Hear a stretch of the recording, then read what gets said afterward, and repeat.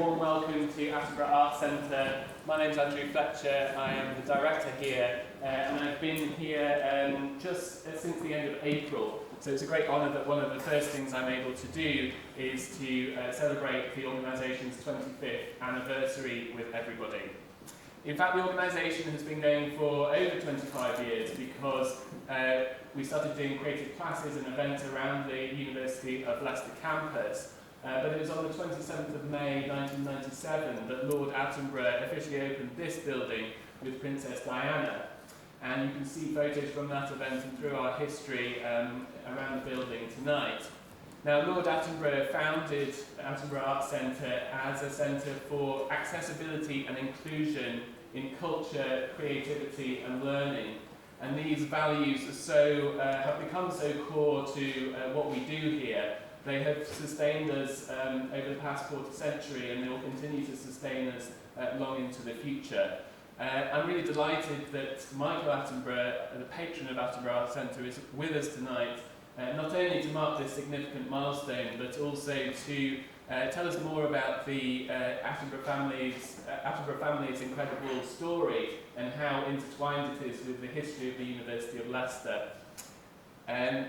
So thank you, Michael, for being here.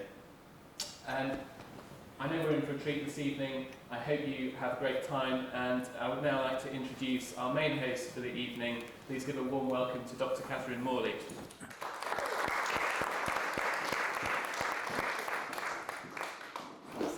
Thank you. Good evening, everybody. You are most welcome here tonight. And good evening, Vice-Chancellor and other esteemed guests. I want to begin my introduction to Michael and to tonight's discussion with a few lines from Hamlet. Indulge me. I think I know it all comes together in the end, so stay with me. In the second act of Shakespeare's great tragedy, the young prince commands a group of players to put on a play for him and to be truthful with their words. And I quote, "Speak the speech, I pray you, as I pronounced it to you, trippingly on the tongue. But if you mouth it as many of your players do, I would prefer the town crier spoke my lines. Nor do you saw the air too much with your hand thus. Use all gently, for in the very torrent, tempest as I might say, the whirlwind of passion, you must acquire and beget a temperance that may give it smoothness. Oh, it offends me to the soul to hear a robustious fellow tear a passion to tatters, to very rags, to split the ears of the groundlings, who for the most part are capable of nothing but inexplicable dumb shows and noise. I would have such a fellow whipped. It out Herod's Herod. Pray you, avoid it. Be not too tame neither, but let your own discretion be your tutor. Suit the action to the word to the action." And on it goes. Suit the action to the word to the action. So why have I chosen to introduce Michael with these words? Well, in many ways it's quite obvious. Michael has had a renowned career as a director, moving and positioning actors, instructing them on how to speak the speech, how to say the words. Michael is an honorary artist of the Royal Shakespeare Company, a director emeritus of the Royal Academy of Dramatic Arts, that's RADA. Michael was the artistic director of the Almeida Theatre between 2002 and 2013, and he has worked as an associate director and artistic director at a number of British theatres throughout his rich and varied career. But more than this, Michael is a great lover of Shakespeare. On the occasions where Michael and I have spoken, he has reiterated his great love of the euphonic tumble of bardic words. For what lies embedded in those words, and indeed in the enactment of those words, as you've seen from the piece I've just recited, is the art and the skill, that great skill, of communication. And what is any Attenborough, if not a great communicator, a master of communication? Indeed, Michael's uncle David Attenborough is perhaps one of the greatest communicators of our times. Michael is part of a dynasty of communicators, part of a long line of Attenboroughs who are impelled by the common language of the arts and education. Michael tells me that it was an English teacher who changed his life, who introduced him to Eliot and to Forster, and the beauty and the power of the literary word. Now, as a specialist in literature, I'm really glad to hear that. And of course, I'm not in the least bit surprised. But that English teacher imparted not just the beauty of language and the power of the word, but set him on a journey upon which he would do exactly what Prince Hamlet implores of his players. Suit the action to the word to the action. I would argue that the mantra of suiting words to actions might well be the mantra for the Attenboroughs themselves. From Frederick and Mary through all of their children, including David and Richard, and to Michael, all have, in one way or another, dedicated themselves to words, to art, and to the transformative power of education. You've indulged my foray into Shakespeare for long enough, I think. Let's find out a bit more about this inspirational family, part of the University of Leicester's illustrious lineage of citizens of change. Thank you.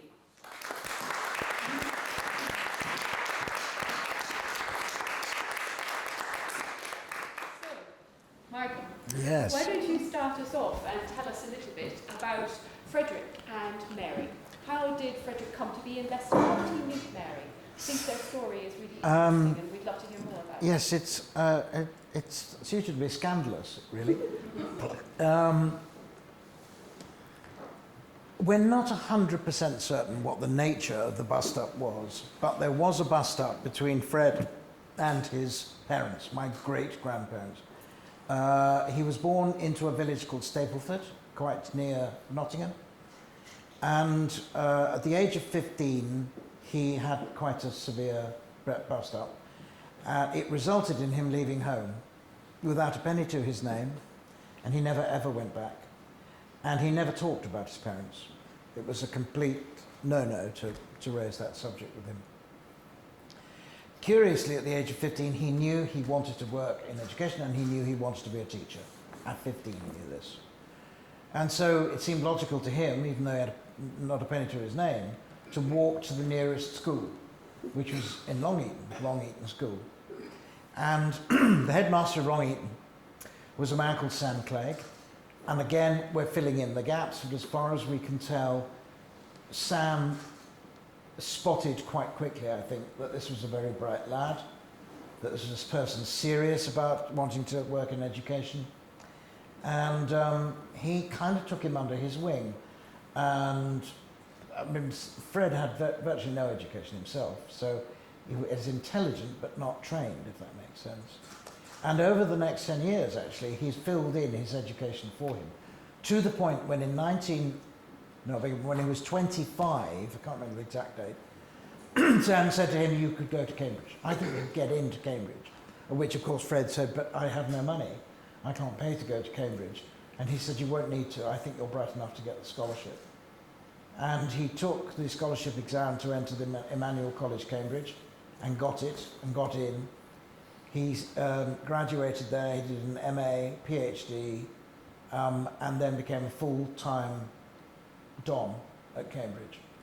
So from this penniless 15-year-old boy, he became a Don at Cambridge, which is pretty extraordinary. And he then was appointed principal of Leicester. No, jumped. He was then appointed head of a teachers' training college in Isleworth, near where I live in London, and then here as principal of Leicester University College. And he arrived in 1932, and his mission was to convert a university college into a fully fledged university. And he achieved that. It didn't actually formally happen, I think, till 1957, but he achieved that in 1952. He said, you know, mission accomplished, fine, and he retired. It was a massive, massive amount of work, because in order to be able to qualify as a fully fledged university, you need so many faculty, you need so many students, you need so many facilities, and so on. The subplot, the scandalous subplot to this, is that Sam had a young daughter called Mary, and they clearly fell in love with each other. And let's just go back a bit, by the time he got into Cambridge, they were married. And Dad was born in Cambridge in 1923, and David and John, Dad's younger brothers, were born in Isleworth a few years later. But they were very young. And actually, Mary, I can't remember exact, I'd have to look it up again, but I think she was something like 6 or 7 years younger than he was. They were an extraordinary couple, and I'd love to talk about them if I may. Yes, I'm going to. I hope you will. I mean, I just want to pause you. Yes. What's kind of interesting from what you just said is that from the start we have this kind of faith in the transformative power of education. Yes. And that's embedded kind of in Frederick's journey as well. It is, and actually, it's a little. My life is one long string of anecdotes, but one anecdote I can tell you about the love of art is that Fred believed that it should be part of a student's life to have art around them. That actually art it's part of your environment, it's part of your world, that things of beauty should be there. And he used college funds at the Borough Road Training College to buy art for the students, and people threw bricks through his window, were outraged that the college funds should be spent on works of art, the beautiful works of art. And Fred stuck to his view. He says, no, I believe that's right. And he did indeed believe in the transformative effect of art. But I'm just going to go back, if I may. Yes, you're going to tell us about Mary. I'm going to tell you where she is. Now, Richard Graves is a Leicester historian, and he was, I think, intending to write a book about Grandpa. And he started, and he came back to us and he said, no, I've got the wrong subject. The really interesting bit that I want to look at is the bit nobody knows anything about, which is Mary. And there it is, the book is now published. And Mary suitably in a 20s cloche. And actually, there she is. I'm not sure, I think she's 17 there.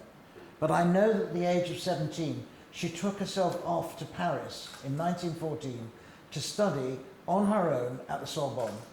Now, to be a woman on your own in Paris in 1914 was quite a thing.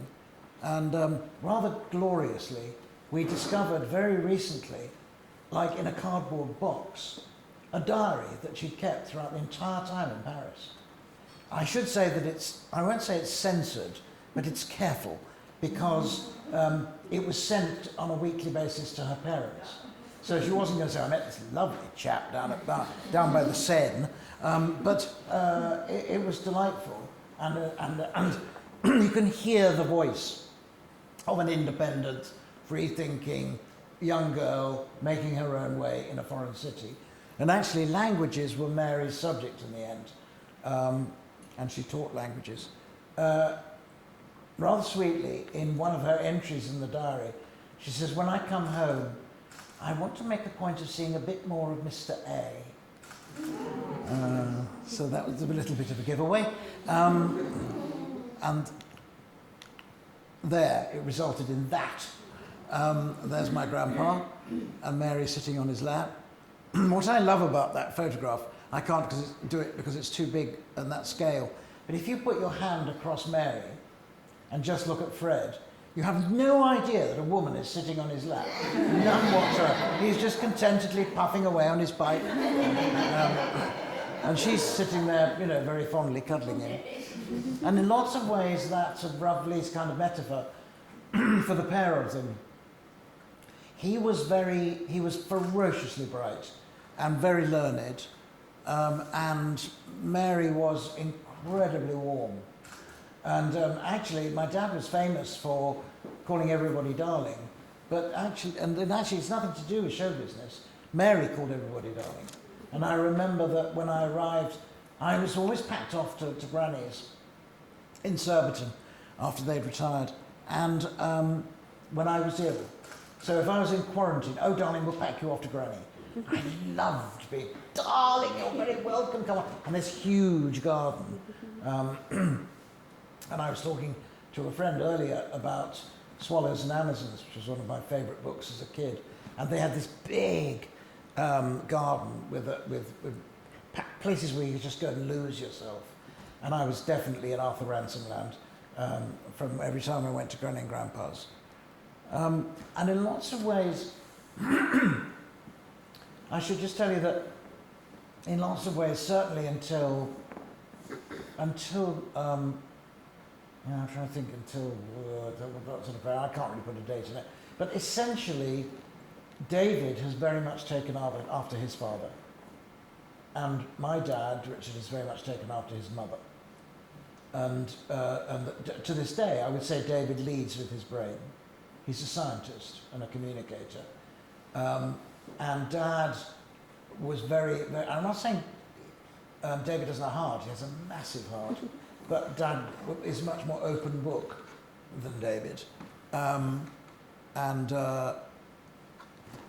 Grandpa was quite an intimidating character to a grandchild. I just kept well clear, because you know, when you're with it in the presence, or I can speak as a naughty boy, you know, that if you're a naughty boy and you don't do a lot of work at school, you keep clear of people who are obviously not naughty boys and know everything. And I sort of thought, oh, Grandpa can see I don't do nearly enough work, so I kept well clear of Grandpa. But actually, I missed something, which is he had this fantastic sense of humour. And I can't remember who I was telling this story to earlier today, but David, as you know, Richard and David were educated at Wigston Grammar School, and David was given his report to give to his father at the end of term, and David was very nervous about how it would be received and steamed it open and read it, and it was awful. Absolutely awful. And he thought, oh my God, so he steamed it up again and went to his father's study and gave Grandpa his report, and Grandpa just studiously and very quietly read it page by page, and David's getting more and more sweaty palmed. And then finally Grandpa put it down and said, so David, what do you have to say for yourself?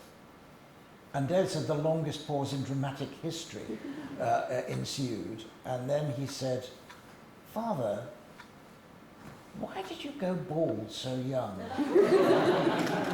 Which I can only tell you was a massive gamble, because and there's a little pause and then Grandpa fell about. And it was like he was relying on Grandpa's sense of humour. And they, to the day Grandpa died, David and Richard in particular made him laugh to crying point. Sometimes even with pranks that were schoolboy pranks, he still laughed. So he was a serious man, but forgive me if some of you know all this. College House, you know, which is a stone's throw from where we are, was an extraordinary place, and Mary's achievements are very, very significant. David recounts, as I only know the story from him, an occasion when he was taken by his mother to a church hall, and she was down on her knees scrubbing the floor, and he said, sorry Mum, what are you doing? She said, I want this floor spotless. And he said, why? She said, because we've got guests coming. What guests? Well, they're children, and they're children who don't have any parents, and they're coming from Spain. And she had organised, together with a committee, for 50 homes around Leicestershire to take in Spanish Civil War orphans, which strikes me as a pretty extraordinary mean, you think of the situation we're in now with Ukraine. And then, I imagine seamlessly, they got involved in a scheme where German Jewish kids were being smuggled out of Germany during the rise of Hitler and fascism. And they had to be below the age of 17, because if you were 17 or above, you couldn't get a visa. So they had to be below the age of 17. And basically, College House acted as a kind of staging post, so to speak. So kids, Grandpa would go to somewhere in town, big railway station, pick up the kids, looking hideously reminiscent of concentration camp prisoners, because all they had around their necks was a number. And he picked them up by their number, and they were frightened kids who didn't speak a word of English, and they didn't know this, but most of them would never see their family again. And he would take them back to College House and look after them a few days and rest them and calm them down and blah, blah, blah. And then they would continue on with their journey. Most frequently to the United States of America, where relatives would be there for them, and they were miles away from the war that everybody was pretty sure was going to come. And on the day that war broke out, of course, transportation to the United States stopped.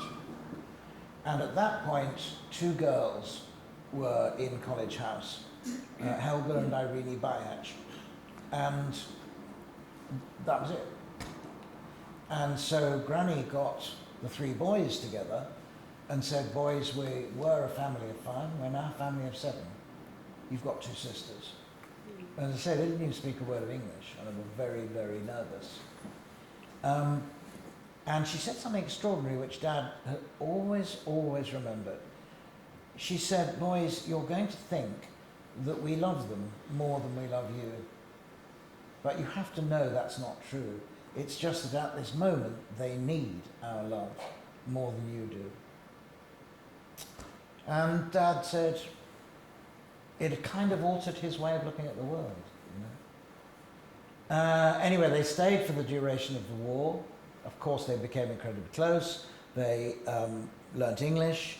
Grandpa being a great believer in allowing young people to express themselves. Helga, the younger of the two, was passionate about dance, and so he organised for her and paid for dance lessons for her. And we have he took wonderful photographs of her dancing. By the way, actually, Grandpa was a very renowned photographer. And to this day, you can see in guidebooks of Leicestershire, black and white photographs of the countryside, and the credit is F.L. Attenborough.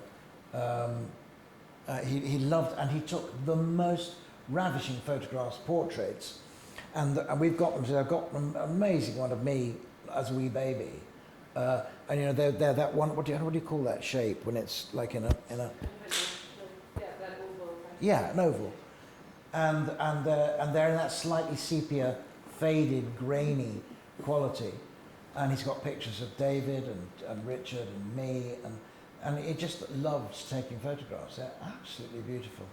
And their artistic string To his bow. Yeah. But also, I love the story about the Spanish Civil War refugees. Yes. And the German Jewish children as well. Kind of, again, it's it's almost like the start of this university's status as a university of sanctuary. It is. Which is, something that It is. supports the university to this day. He said, I understood something at a stroke, and I never forgot it. I understood that I am my brother's keeper. That's it. Fine.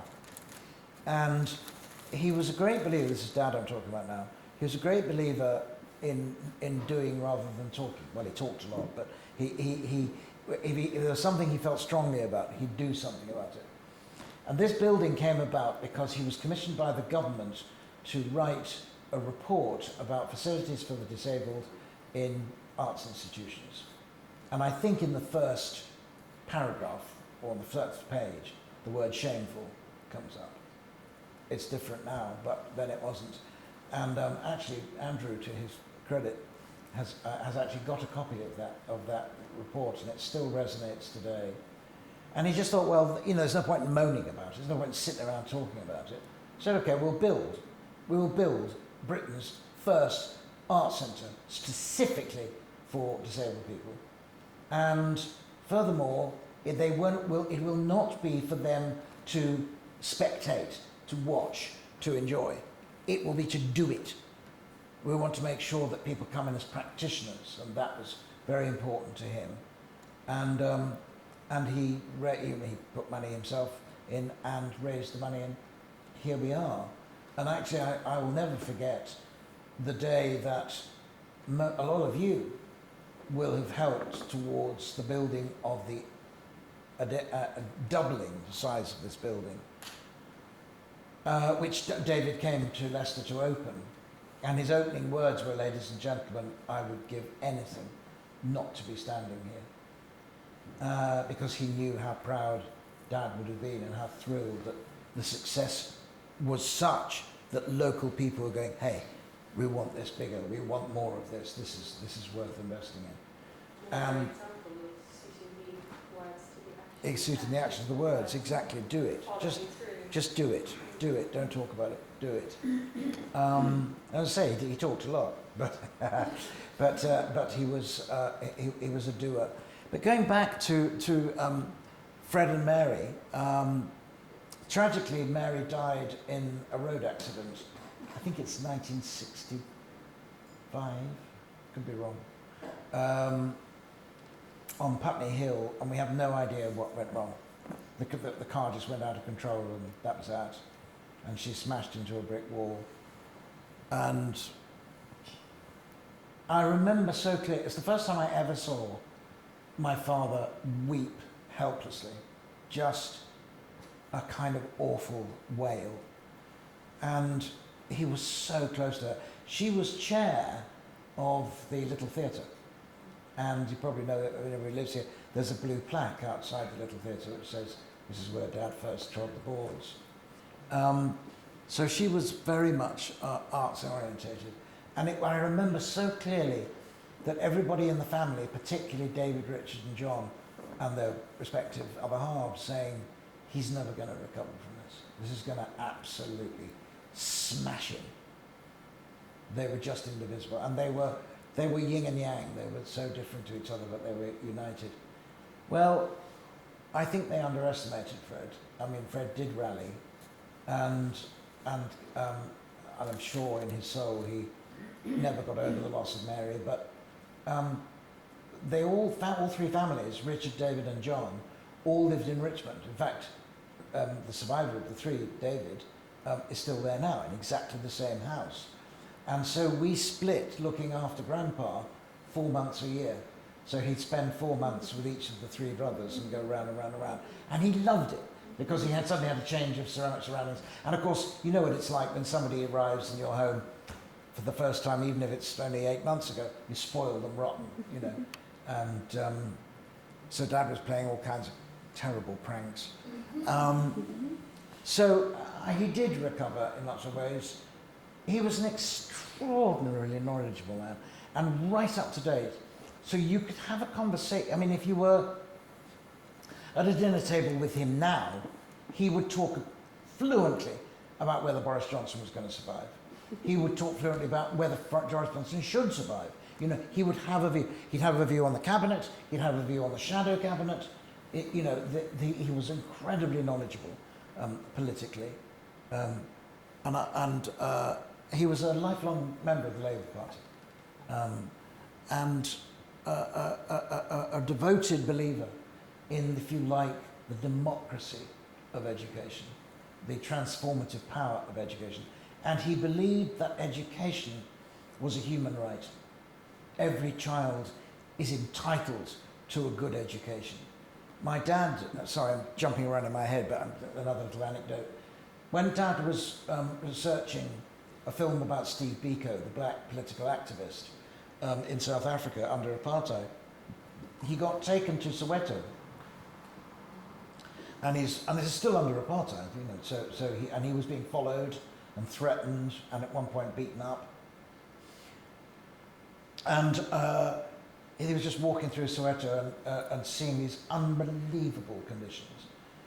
No electricity, no no sewage, just awful place. Of people living under corrugated iron. And he just randomly stopped with a woman who was sitting with her kids playing outside, and she'd cooked them some food on an open fire. And he just sat and chatted to her for a while. And then he said it was very crass really, but I just said to her, look, if I could get you one thing now, what would it be? What would it be if I could give you something now? And she, without a pause, said, an education for my children. And, he over sewage, over electricity, over plumbing, and education for my children. And when Dad became Chancellor of Sussex University, he told that story at every single graduation ceremony, because he said, you have to understand how lucky you are, how fabulous what you've got in your hand is. Treasure it, because millions don't. They don't have that. And if it's a human right, it's a violation of those people's rights. There was sorry, I'm wandering a bit, but there's another little part of the family web that I should just tell you about, because he was one of my heroes. Mary had a younger brother called Alec Clegg. And if any of you are educationists here, you will know of Alec Clegg. He was an incredibly distinguished educator. I think, without being overly indiscreet, he was a little bit of an accident. He was considerably younger than Mary. I don't think his parents had intended him to be there at all. Anyway, there he was. And Alec became Chief Education Officer of the West Riding of Yorkshire. And when Harold Wilson, Prime Minister, wanted to celebrate the 1870 Education Act in Westminster Hall, in the Houses of Parliament, the guest speaker was Alec Clegg. And Alec arrived, Dad remembers this very, very specifically. Alec arrived with a display of paintings by kids in miners' villages in the West Riding of Yorkshire. And he said, that's what education's about. That's those kids expressing themselves. And that actually we are honouring the word education, which from the Latin comes from educo, to lead out, not what we put in. And actually there's a book, I can't remember exactly what it's called, but there's a book, in fact, in which his speech at that event is recorded. And he was a great radical educator. And when I was working as Associate Director in the Leeds Playhouse from 74 to 79, I shouldn't give out dates. I was just talking to somebody in the foyer. I said, this is long before you were a twinkle in your parents' eye. And she said, no, it's long before my parents were. So I think I should steer clear of dates. And it was an extraordinary occasion. And I was very proud of him, and I saw a lot of him. He'd retired by then, suffering from Parkinson's, but I remember going to see him and his lovely wife, and kind of metaphorically sitting at his feet. Shut up, just listen to him. Just listen to him. He said, I can walk into a school and I can tell you within 10 minutes whether it's a good school or not. The signs are absolutely there for me. I can pick it up very fast. Funnily enough, I could do the same with the theatre. I could walk into a theatre and know if the place was alive or if the place was dead. And Alec was amazing. And I remember he saw a lot of what I did at Leeds. And he came to see a play that I directed there called Factory Birds, which is about a big epic play about boys working in a factory, machine tool factory, and about the degrading effect of, 9 to 5, day after day after day, hour after hour after hour. And when he came out at the end, he was crying. And I said, Alec, you all right? He said, oh, there's one thing worse than unemployment, and that's underemployment. That you've got a job, but your brain is absolutely disengaged. And anyway, sorry, I got wandering off on Alec. And when my sister went to study social sciences at Sussex, one of the first books she was given was a book by Alec Clegg. Nobody had the faintest idea it was her great uncle, and it's called Children in Distress. A magnificent book. Anyway, education goes through our family like, you know, a word in the middle of a stick of rock. And you probably saw, or may have seen yesterday, David getting yet another medal. But he, you know, he would, in his head, he'd be linking that to education. He would be thinking about his programs, his broadcasting, as a form of communication about science, a communication about education, about telling people about the natural world. And I know Dad did. Dad felt that what he was doing, whether it was acting or directing, it was a process of communication, a process of education. So can I jump in now, because I wanted to kind of lead to that now, to that in the next part. I've actually realised I've already covered two of my questions so far. That's all right. My next question was going to be about kind of the kind of relationship between the brothers and your grandfather. Yes. Because obviously your father probably went in a different direction. He did. And I wonder if you could tell us a little bit about how that It went was down with your grandfather. colourful to say the least, because you can imagine the journey that Grandpa went on to get to Cambridge. His first question to Richard, his firstborn son, was, which university do you want to go to? To which he replied, I don't want to go to university. Well, he might have screamed a four-letter word in church. Right? And it was like the heresy of that was just horrendous. And I think Grandpa went a bit slack-jawed and open-eyed. What do you want to do then, Richard? I want to be an actor. Yes, but can't you go to university and then be an actor? No, I'm in a hurry, you know. And there then ensued massive rows, terrible, terrible rows, because Dad was, I mean, had I been around at the time, as you can understand, I wouldn't have been, had I been around at the time, I would have said to Grandpa, give up now, relent now. You're talking to the most obstinate man you've ever met in your life. Dad, if Dad had set his heart on something, that was it. If he set his heart on making a film about Gandhi, if it took him 18 years to raise the money, which it did, he would do it, and he'd get there in the end. And the story goes that, and I don't remember who I heard this from, but I think David, but they went to see him tread the boards at the little theatre, and they're driving home, Granny and Grandpa afterwards, and apparently there's a pause, quite long pause, because Grandpa knew that Granny was very much on Dad's side. And he said, apparently, do you know what? I think we'd better let Richard do what he wants to do. That like there was a sense of a destiny in there. So Grandpa summoned him and put it all in academic terms. It's very funny, this. And he I'm not relenting at all. We're putting this in academic terms, Richard. Now, I'm doing some research, first academic term, and I've discovered that the finest academy, second academic term, in acting is called the Royal Academy of Dramatic Art. And the finest scholarship you get, third academic term, you can get there is the Lever-Hume Scholarship. If you get the Lever-Hume Scholarship to go to the Royal Academy of Dramatic Art, you may do that. And if you don't, you will go to university, and that's the last I want to hear about it.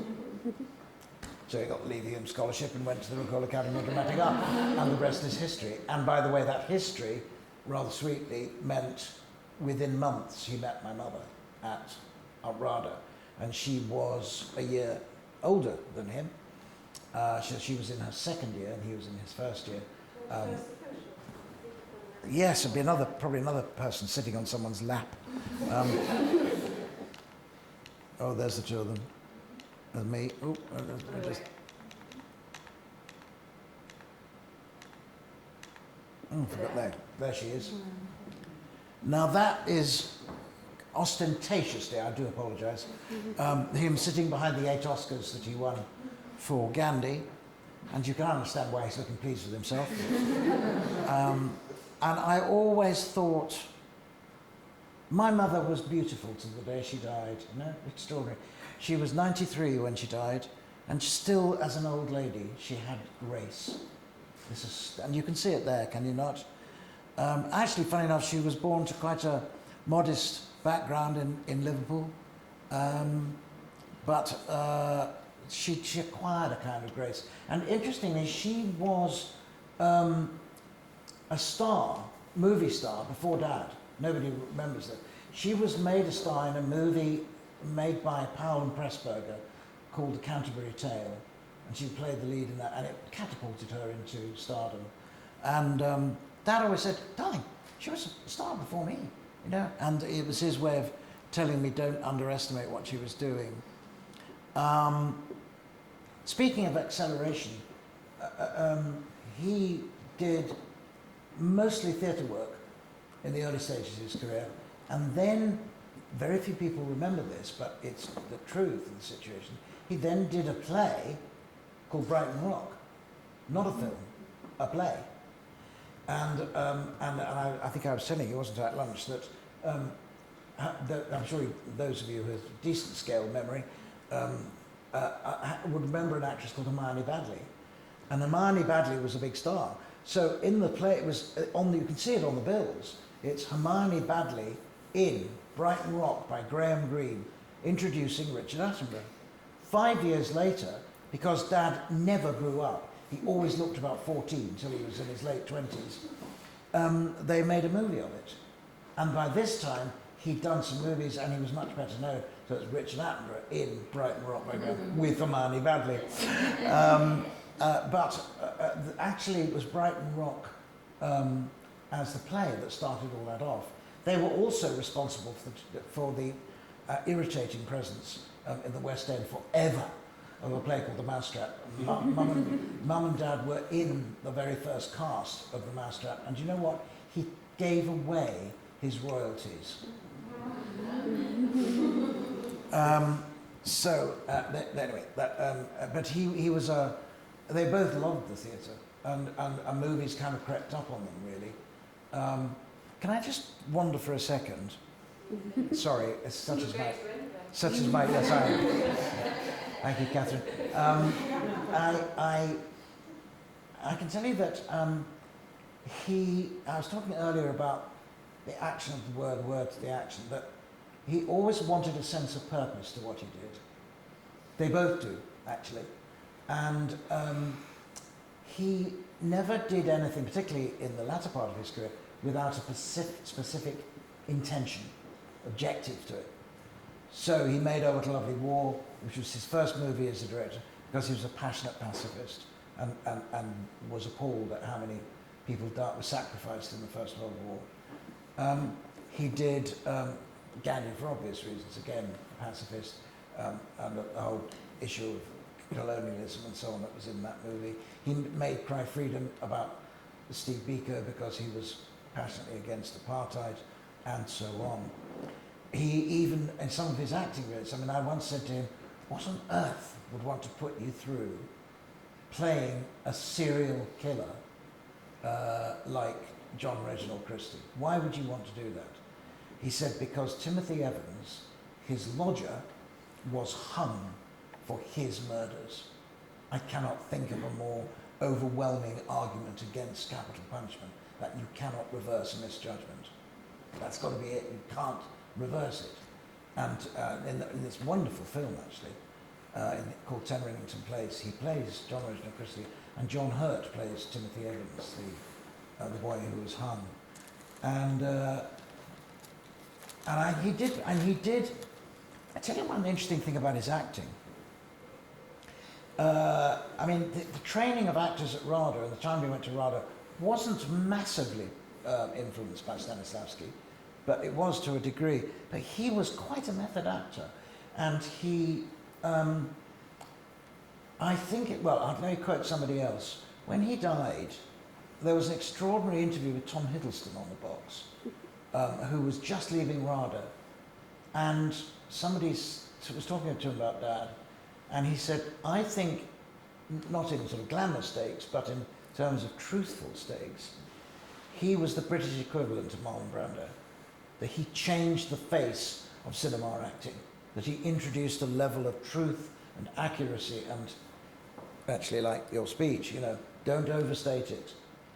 And that was something he believed in very, very strongly. And when I was looking through his correspondence after he died, there's a fascinating correspondence between him and Steven Spielberg about Jurassic Park.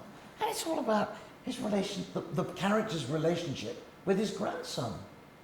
How he wanted to provide these animals, these dinosaurs, for his grandson. I mean, just, can we have a bit more of that? He was a real kind of, he was passionate about the background to it all, and being truthful, and being real. And he was terrifying as Christie. Absolutely terrifying. He did have this slight habit of, in the lunch hour, which is the only time you ever really got access to him when he was filming, he wouldn't entirely drop the character. Well, having lunch with John Reginald Christie wasn't actually my idea of fun. Oh, hello, Michael. What can I get you? I said, Dad, please, stop. I'm going home. You're going to talk to me like that. Just awful. It was a serious... Now, you asked me about the relationship between the parents and now David, you see, did want to go to university, went to Cambridge, as indeed his younger brother John did. And that's what I mean about David and John being more direct descendants of Grandpa, and Dad being more of a descendant of Mary. And weirdly, and it's really weird, Dad developed an awful intellectual inferiority complex. And Emma was asking me earlier, you know, did we have book-lined rooms at home? I said, yes, book-lined rooms that never got read. But my dad was, he wanted the books around. He had his complete Dickens and his complete Shakespeare and his Thackeray and all the rest of it. And he didn't read them. I mean, very busy, so I understand that. But I think he was scared of them. And his greatest friend was a wonderful writer and director called Brian Forbes, and they formed a film company together. And Brian was also a novelist. And then Brian would bring him his latest novel, and he said, there you are, Dick, I know you're not going to read it, but there you go, and at least it'll look good on the coffee table. And, you know, and he was scared, he wouldn't know. The only books he ever opened were research books on the films he was making. And I know he was scared, and it was like a kind of massive print that I'm not going to understand. I mean, of course, rubbish, of course he would have understood it. And I used to tease him because he'd always, stolidly, I never went to university. And well, I went to Sussex, and years later they asked him to become Pro-Chancellor. And there he is in his Tommy Cooper outfit, with me doing my good impression of a hippie. And Noel Coward is the man sitting with the cigarette. And Dad had just been made Pro-Chancellor, and they said, Dick, you have the right to nominate people for honorary doctorates. Now, his great hero was Noel Coward, and Noel gave him his first job while he was at RADA in a film called In Which We Serve, where he plays this terrified stoker below decks. And they became absolutely inseparable buddies, and Dad really looked upon him in lots of ways as his artistic father. And Noel was quite frail at that time, and Dad wrote to him and said, have you ever had an honorary doctorate? No. And well, if you were offered one by Sussex University, I'm not off getting it offered to you, you're then going to turn it down. Do you want to? Oh, wonderful, darling. So over he came from Switzerland, and had his honorary doctorate given to him at the same ceremony as I got my degree. Yes, can I just finish just the story about Sussex? So he then graduated to be Chancellor, and I always used to tease, and he was Chancellor there for 10 years, and that was my joke. I was so you owe it to me that you got yourself into university. So I'm going to ask one last question from me, and then I'm going to throw open to the audience. But I wanted to ask a little bit about your journey, because here we see you which involved a little cow. But it wasn't necessarily a smooth kind of journey for you academically. No, it wasn't. It was far from smooth. In lots of ways, it was not a million miles away from Dad. He'd missed that irony because he drove me ruthlessly. And I share this with you honestly, but the primary emotion I felt for my father, really until I was into my 20s, was fear. I was frightened of him. He would, to me, he was a rather awesome figure of authority, driving me to academic success. Now, David once said about his brother that he succeeded in failing exams with impressive regularity. And I picked up that habit. And until the age of 16, I was a dismal failure. I was at Westminster School, which is a very, very academic school. And I felt like a dunce, and I felt like an idiot. And I discovered that terrible drug, by the way, which is making people laugh. And when you can make people laugh, you begin to play to that. So I enjoyed playing the fool in the school room instead of doing the work. And I scraped through whatever it was, my 6 or 8 O-levels, at pretty elementary grades. And then suddenly the world narrowed, and I did French and German and English. And I was rewarded with these 2 spectacular teachers in English. And completely changed my life. Changed my life. And years later, the Times Educational Supplement asked me to write in a column called My Favourite Teacher. And I wrote about this man, John Field, who was very eccentric in lots of ways, but an aspired teacher. I mean, he can't have been more than in his mid-20s. He had arrived straight from university, totally unqualified, as private schools can do, and he was a genius. And I wrote this article about, okay, so I fell in love with literature through you. I fell in love with language through you. Through the love of language, I began to want to be an actor. Through the acting process of acting, I fell into wanting to be a director. And from that, I fell into wanting to direct Shakespeare. You changed my life. And he wrote me a letter from Northumberland. He was in retirement, saying, what? You know, like, really? Oh my goodness, I'm so thrilled. And you know what? He came down from Northumberland, and I took him out to dinner in Islington one night after a show, and we just reminisced about old times. But you know, somebody who just prepares you to read Howard's End 3 times, you know, to almost be able to recite Tess of the D'Urbervilles, to fall in love with T.S. Eliot, to not be frightened of King Lear, you know, of the play. It was just incredible. Now, unlike Dad, although I was absolutely convinced I was going to be the finest actor of my generation, wrong. I went to university because I knew, and he explained it perfectly clearly. He said, darling, you can go to any drama school you want, you can be an actor if you want, but at the end of the day, you need a safety net.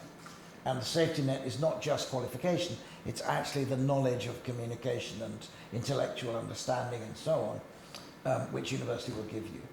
And I was totally sold on that argument. And thank God he did, because I started directing in my 2nd year and never thought about acting again. But it was a bumpy ride. And I won't pretend to you that I haven't had a Richard Attenborough-shaped monkey on my back. I have. Not David. I'm not intimidated by David at all. But Dad, you know, when you become a director, and Dad's just won 8 Oscars, do you know what I mean? It's a little bit intimidating. And although we worked in different media, and people have often asked, why did you go into movies? And I don't know what the answer is, except that I know I didn't want to. Gut-wise, I didn't want to. The theatre was my baby.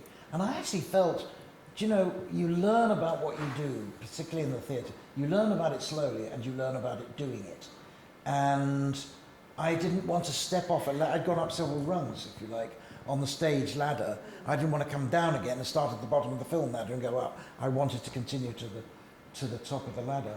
And he was always incredibly supportive, and he just delighted in coming to my shows. And I mean, the first time I had a show in the main house in Stratford-upon-Avon, which was Othello, I mean, he almost exploded with pride. You know, it was just incredible. And I used to say to them, now look, please don't come to the first nights. First nights are always awful. They're full of these wretched people who are critics. Don't come. Dad said, darling, if you think I'm not going to come to my eldest child's first night at the Royal Shakespeare Company in the Royal Shakespeare Theatre, you're insane. I'm coming. I'll put up with it, put up and shut up. So he came. But he was always, and he loved talking about my work. Almost, actually, I have to say, to the painful exclusion of my sisters, who my first sister worked in dance and worked with Ballet Rambert and the Arts Council, and then finally she ran the umbrella organisation for the whole of British dance, called Dance UK. And he didn't talk to her nearly enough. I think at that level it was a little bit sexist. And my younger sister Charlotte was an actress and never talked about that. He just was fascinated by what I was doing and the ladder I was climbing up, and he was incredibly proud and incredibly supportive. Perhaps because it was close to what he did himself. I think so, yes. He certainly could express opinions about it. And You showed the photo of you with your father after your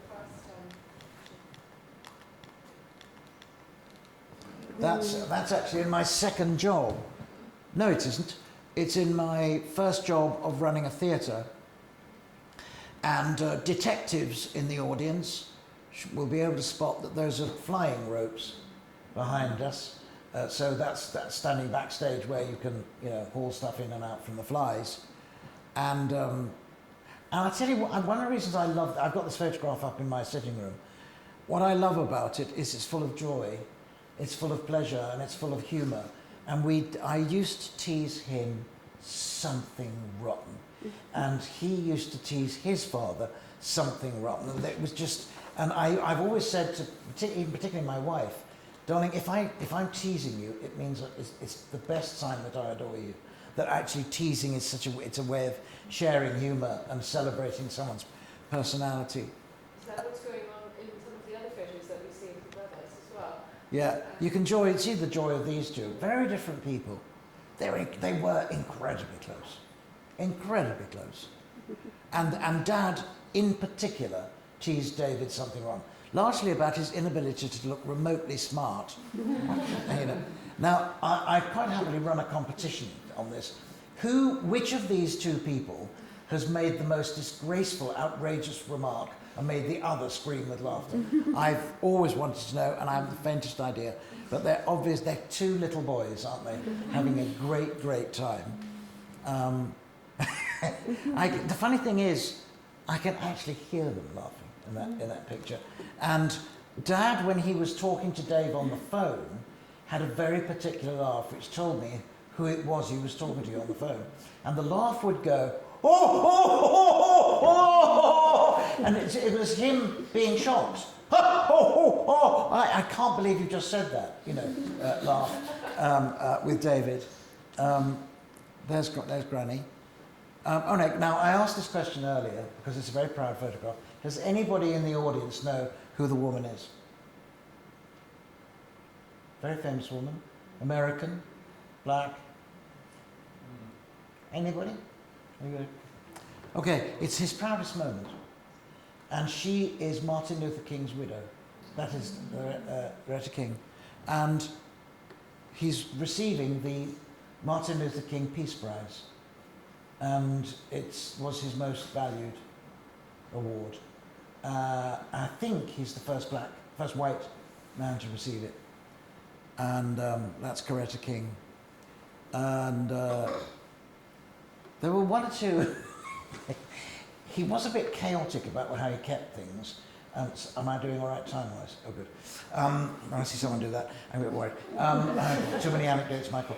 And when after he died, we cleared his stuff out. I discovered his Légion d'honneur, you know, which is the highest award you can get in France, in his sock drawer. So, you know, what can I tell you? Let's see if there's, we've seen that one, we've seen that one, we've seen that one, seen that one. Oh, then my parents' wedding day. And Dad is in his RAF uniform. There were stories, it turns out untrue, of David and Richard carving their initials in the beams of Knighton Hall. And when David came up to Knighton Hall for the first time in decades, he put that one straight and said, absolutely not. There could well be all kinds of things going on in College House. But we were, you know, I was in the Navy, and Dad was in the Royal Air Force, so there was no way they were really clambering up and carving their initials in the beams in the loft of Knighton Hall.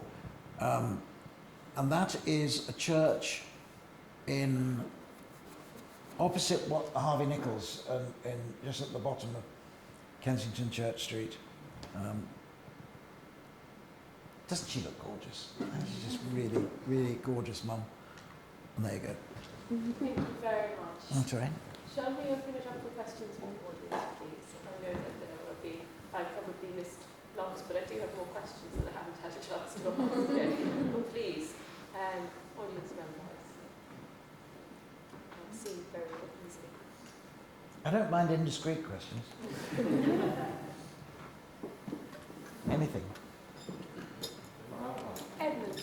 Did you ever have the opportunity to direct a play with your father in it? No. And I think I would have avoided it like the plague. I mean, talk about feeling on trial, you know? Sorry, what does that note mean, darling?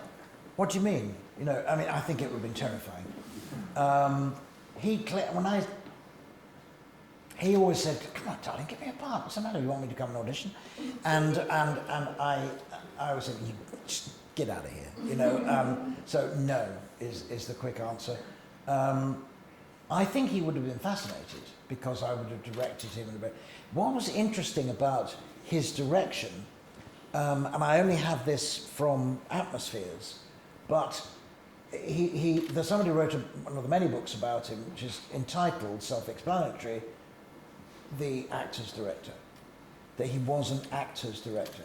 He wasn't interested he wasn't interested in cinematography. He wanted to photograph well, he wanted to tell the story well, but he wasn't, you know, Godard. You know, he was after, and Spielberg said to him after he died, he just got sensational performances out of people. And you only have to, and I can't think of all the movies he's directed, and he directed about 20, I can't think of a bad performance in any of them from anyone. And actors absolutely adored working with him. I tell you a lovely story.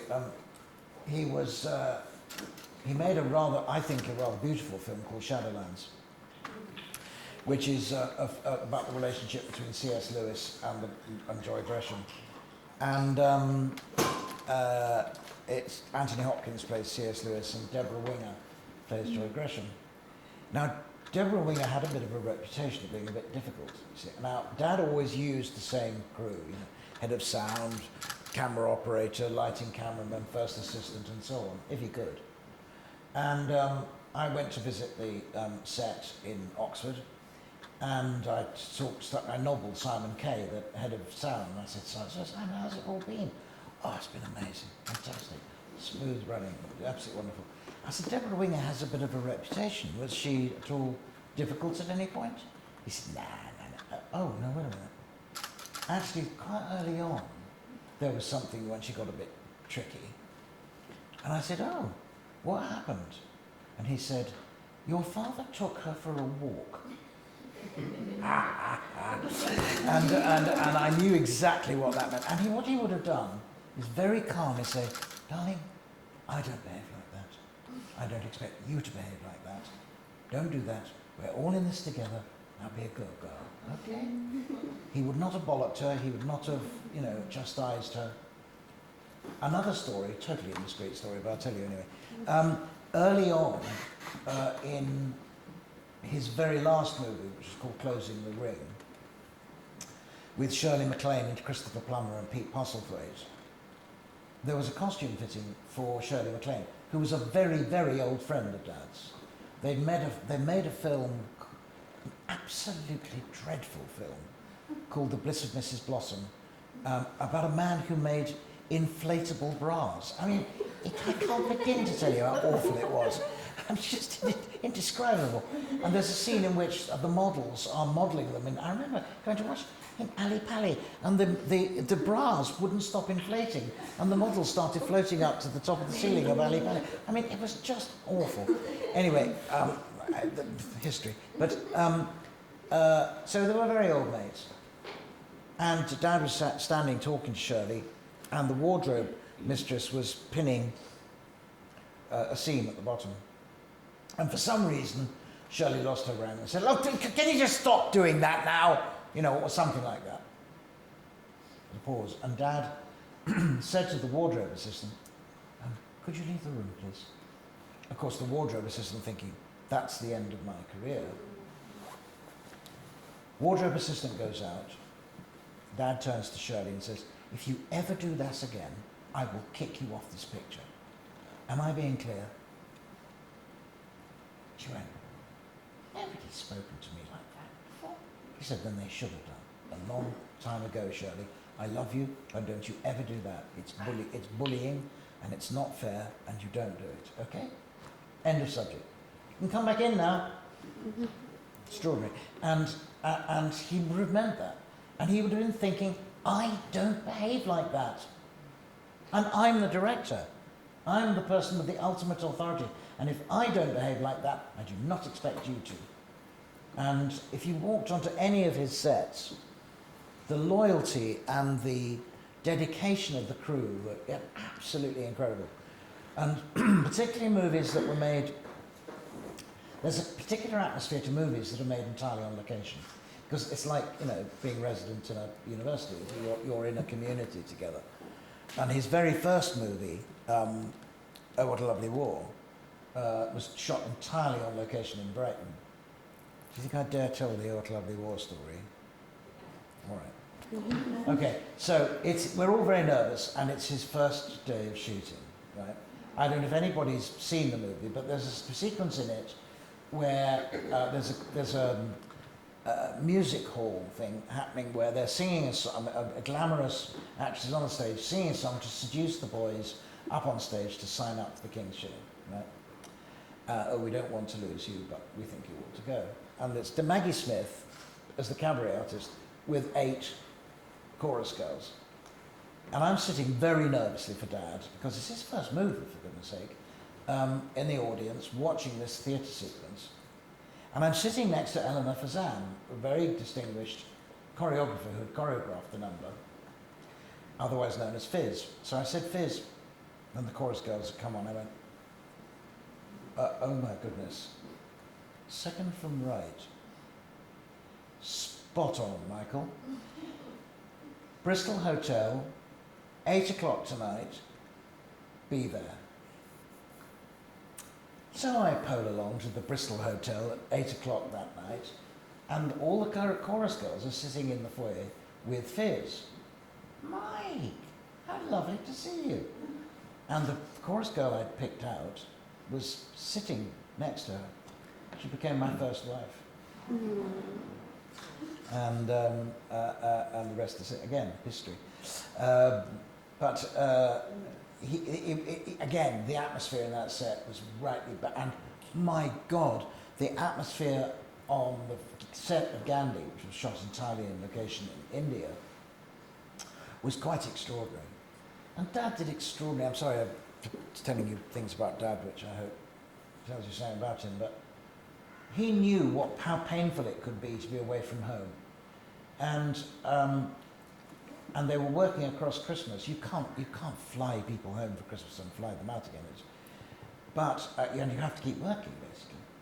And so he paid, personally, for all the families to fly out for Christmas. Well, you can imagine they'd have walked into the traffic for him, you know. And furthermore, he paid, because he was, we're all little piggies, the Attenboroughs, and we all love our food. And he paid for all the traditional elements of a English Christmas lunch to be flown out. So and we had this massive lunch on the top floor of the Taj Hotel in Delhi with the whole crew having this amazing English Christmas lunch. And he, I mean, nobody knew that. You know, he didn't boast about it, he just did it. He just thought, this is how you treat people. And because they're giving everything to this movie. And by the way, he gave, again, this is not state secret, but it's confidential. If you direct a movie, you get points, what they call points, royalty points, right? And he gave away all his own points to all the people in the crew. Sound, lighting, camera, all of them, associate producer, every single one. I think his royalties, which come in to this day and go straight into his charity, are pitiful.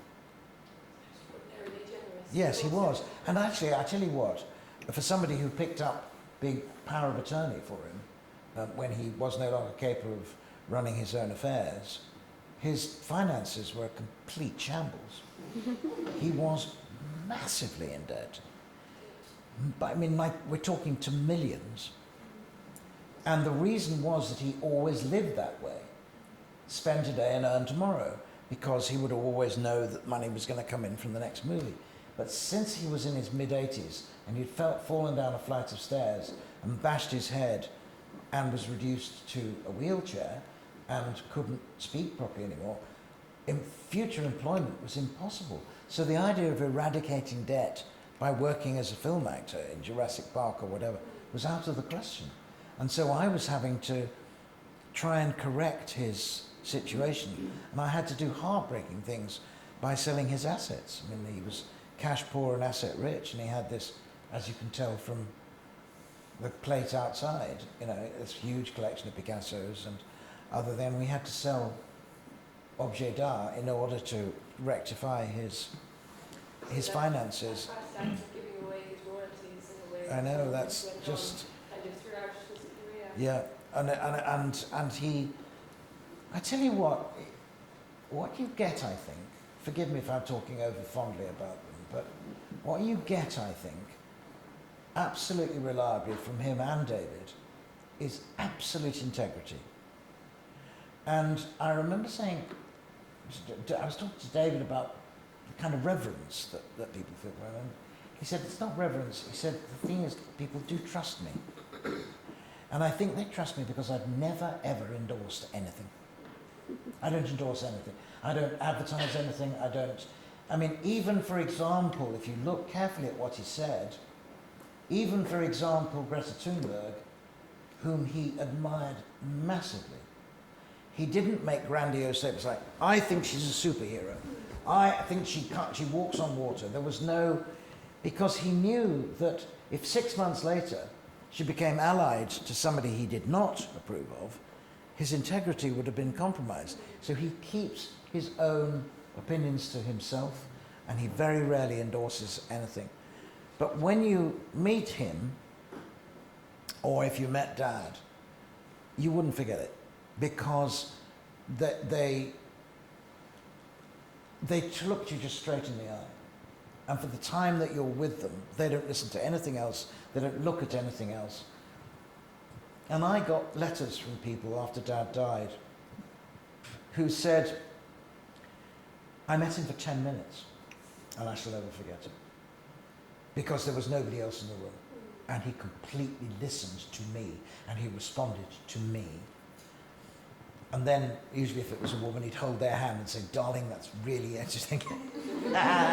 but he was really, really, and Ben Kingsley said something beautiful about him. He said, Richard democratized every space he walked into.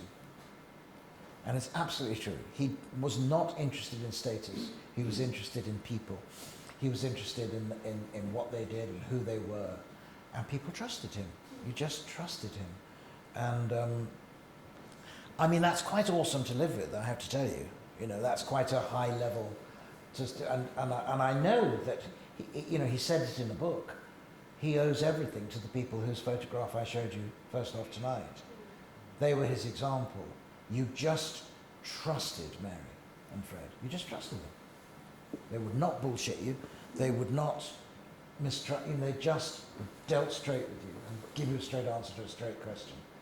And I remember, not name dropping, but I remember meeting at some fancy pants do. David Cameron and Nick, what's his name? Clegg. And if you're Nick Clegg, you're me, and I'm Nick Clegg, and he's doing, and I'm talking, I thought quite an interesting subject actually, but his eyes are going all around the room, looking for the next famous person to talk to, and I thought, frankly, piss off. If you're not prepared to listen and treat me as a human being, and make me feel small because you're the Deputy Prime Minister, Dad would never dream of doing that. And nor would David. If any of here, and David's visits here, if you've met David, you'd know I'm telling the truth. It's true, isn't it? He just absolutely focuses on you. And it's to do with dignity, I think, and the belief in human spirit, that everybody is worth it, just as everybody's entitled to the proper education, everybody's entitled to proper respect. And you can see from his meeting with Greta Thunberg, I don't know if any of you've seen it, it's videoed, and it's enchanting. And he's so kind to her, and so laudatory, and so respectful. So it's quite clear he thinks her achievements are quite breathtaking. But he doesn't make grandy pants statements about it, he just treats her. By the way, I don't know if anybody sorry, you're probably short of time, but it's worth just saying that there was a strange little interlude, for those of you who are not aware, in David's career, because he was doing all these nature programs, and then he got appointed controller of BBC Two, and he introduced colour to British television, and very quick-wittedly going, snooker. And so he introduced snooker into British television. You suddenly see that it was colour. And he commissioned Monty Python. He introduced Match of the Day. He commissioned a man called Kenneth Clark to make a 13-part series about the history of art called Civilization. He commissioned Jacob Bronowski to make a series about science called The Ascent of Man. I mean, astonishing achievements. And then he was made controller of BBC One and Two and was making a real name for himself. And because, as I think I mentioned earlier, David, John and Richard all lived within Richmond together. David, who doesn't drive, used to walk down Richmond Hill from his home to our home and come and see Dad every Saturday morning. It was absolutely for regular. And outrageously, they would sit at one end of the sitting room, the garden end, and it was like, talk about indiscreet. There was the man controlling the British film industry and the man controlling British television talking together, and very candidly. And I pretended at the other end of the room to be, reading the newspapers, like heck I was, My ears were flapping like no tomorrow. It was just riveting. Anyway, he rings one Saturday and he says, Dick, I've got to come down. I'm in a mess. I don't know what to do. So, okay, Dave, well, come down. So Dave comes ploughing through the front door. What is it? Well, I can't believe it. They've offered me the Director General. Now, the DG of the BBC is the top job, right? It's the VC of the BBC. And Dad said, what? Well, that's wonderful, Dave. What's your problem? He said, I don't want to do it. I don't want to be DG. It takes me a million miles away from the creative process. I'm not a man, I'm not an office man. And Dad said, well, okay, finest job in British television. You don't want to do it. What do you want to do? He said, I want to go back to the jungle. And he said, David, then that's what you should do. And David said no to the Director General job and went back to the jungle and never went behind a desk again. And his parting shot, by the way, to the BBC was, I'm going back to the jungle and I want you to commission me to make a 13-part series called Life on Earth. And that's how it started. Yeah. That's a wonderful story. Isn't it? It's a wonderful story. And I think he needed someone to say it's all right to turn down the top job in television Because what's in your soul, in your heart, what you want to do it. Don't think twice. Extraordinary. And a good mantra on which to end it. Just to do it with the action. I want you to thank me. Thank me. Thank you. I want you to join me in thanking Michael for a really, really wonderful evening. You shared so many stories with us, and it's been enlightening and charming. So Thank you. very Thank you. much.